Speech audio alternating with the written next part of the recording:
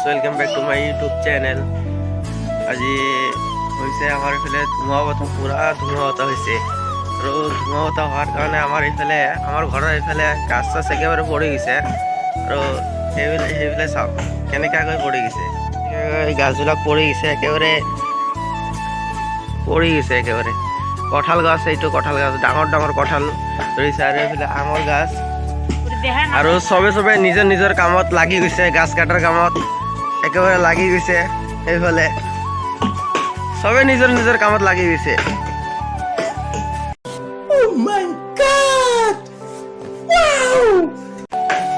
আৰু কঁঠাল বিলাক চাওক, এই চাওক কঁঠাল, এই চাওক কিমান ডাঙৰ ডাঙৰ কঁঠাল। বেয়া লাগি যায় ইমান ডাঙৰ ডাঙৰ কঁঠাল গাছ পৰি গৈছে। আৰু বেলেগ বেলেগ জেগাত দেখাম। আৰু চাওক সেইফালে চবৰে মানুহৰ ঘৰবিলাক একেবাৰে ভাঙি চিঙি গৈছে, একেবাৰে মানে ভাঙি চিঙি গৈছে। সেইটো চাওক গাছ চাছবিলাক একেবাৰে কেনেকৈ ভাঙি গৈছে। আৰু এইফালে পানী বাঢ়ি আছে, এইফালে ধুনীয়াৰ পানী হৈ আহিছে। বানপানী হ'ব নেকি? এইটো নদী চাওক পানীবিলাক কিমান সচত আহি আহিছে। আৰু এইফালে সোমাৰ লগে লগে পানী আহি যাব। পানী আহিছে, পানী আহি গ'ল আমাৰ এইফালে। এই চাওক এনেকা পানী হৈ গৈছে,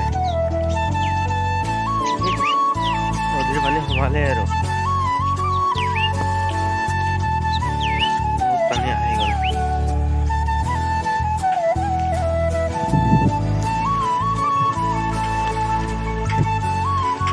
যাইছে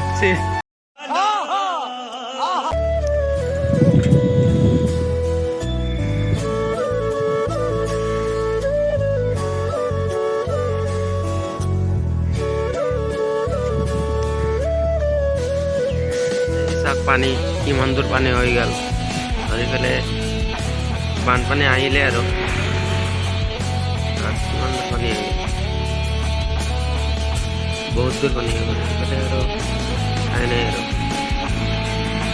আপোনালোকৰ চালে এইফালে কেনেকুৱা পানী হৈছে কমেণ্ট কৰি জনাবচোন। এই ৰাস্তাটো বেছি দূৰ নাই আৰু যোৱাৰ কাৰণে অলপ দূৰ আছে।